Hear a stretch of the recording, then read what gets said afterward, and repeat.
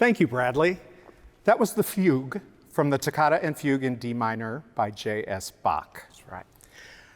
That is quite different structurally from the Toccata that we did in sessions 1. Can you compare and contrast a Toccata and a Fugue for us a bit? Certainly. So, Toccata is, by its nature, very free and improvisatory. It's meant to be a show-off piece, whether it's showing off the instrument or showing off the technique of the performer. The Fugue is, in many ways, more the show-off for the composer. It is very contrapuntal, polyphonic, meaning many voices, but those voices are all more linear rather than great big chords.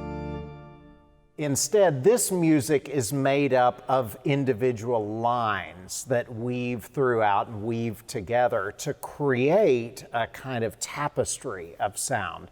So the Fugue is a bit more academic, a bit more strict structurally, which makes a wonderful contrast to the freedom and improvisatory nature of a toccata.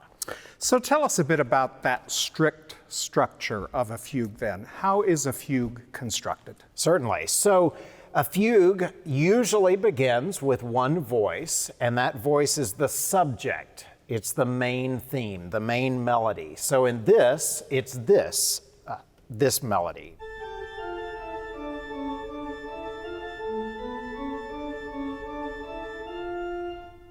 So we hear that right at the beginning, and then immediately a second voice is added on top of that.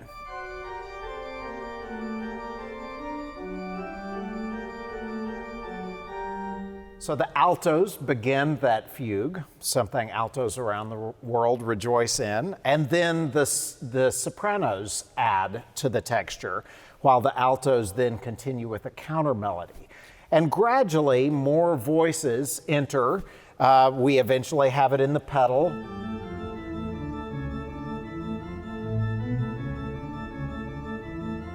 With other voices laid on top. There also are sections where it's, instead of a minor key, it's in the major mode.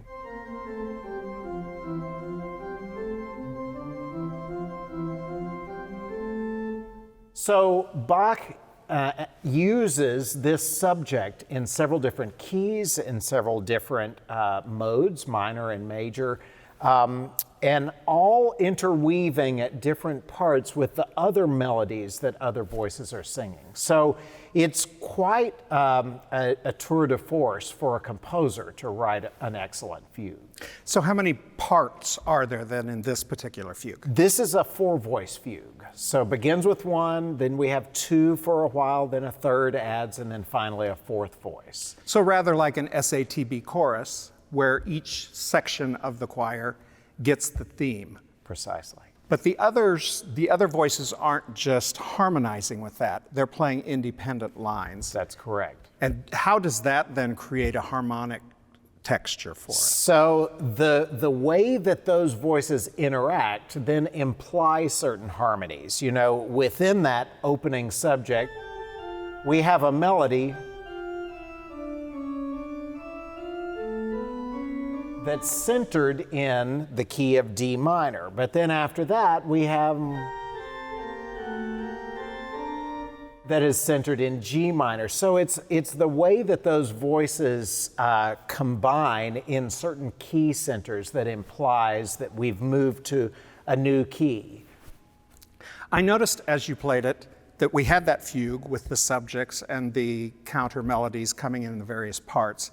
And then at the end, it seemed to be more like the toccata that we recorded in sessions 1. Is that the case? Is there a toccata at the end of this fugue? That is the case. So in some of Bach's works, in the final passages of the fugue, suddenly we have a return to this very free, improvisatory, toccata-like style.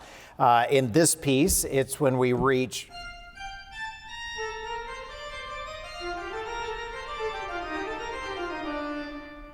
So we have really what begins with the toccata in D minor, then the fugue, which is very academic and wonderfully artistic, but much more strict structure. But then we close again with this freedom at the end.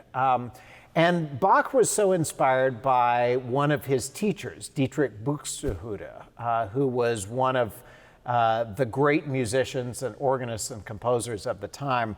The legend goes that Bach walked great distance to study with Buxtehude, and he had arranged for a 1-month leave from his church, Bach did, but ended up being gone several months because he so thoroughly loved what he was learning from Buxtehude.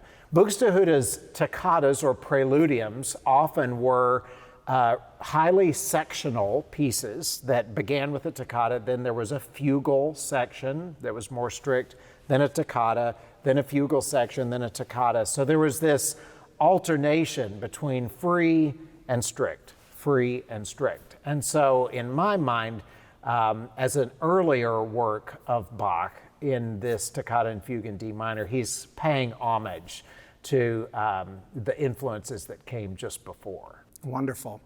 Tell us a bit too about your musical approach to playing this, your choices in registration, your freedom or keeping a tempo square.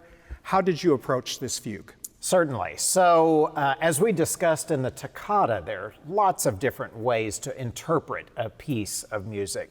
I chose in the way that I played the toccata for our first session to be quite orchestral, using the organ to do great swells on certain harmonies that needed forward direction.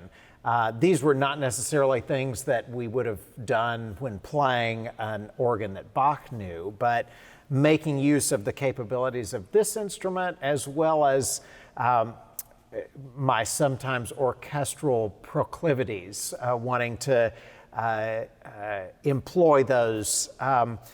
I was quite free and a bit unorthodox in the way that I played the toccata. The fugue, I feel like because that is more strict and structured, I wanted to play it a bit more so. I did make use of certain manual changes where I would change to a different keyboard for a slightly softer sound, for some echo effects like we have in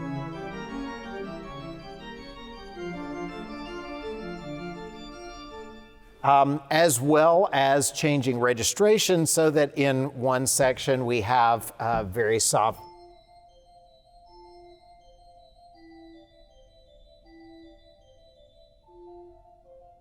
showing off some of the soft, delicate colors of this instrument.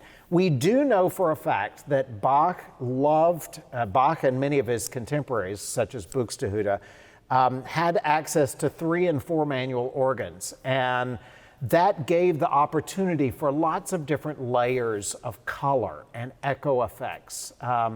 And so I always think about that when I'm playing this music, that Bach loved color as much as I do and wanted to explore these different sounds. I will say, once we return to the toccata section at the end, I take some more liberties and bring more full sounds of the organ into play because I like that bookending effect of the drama with which I approach the drama of Bach's toccata. I like to end the fugue in much the same way. Wonderful. Well, that's a great opportunity then for people to go back and listen to Sessions 1, which is the Bach toccata, and then pair that with today's recording of the fugue, and you have a toccata, the fugue, and a Bach toccata at the end of that as well. Thank you so much for joining us today, Bradley. Absolutely. Thank you, Steve. Thank you for joining us for this episode of the Preston Hollow Sessions. It has been our joy to explore the power of the gift of music, and we hope you'll be with us at our next episode.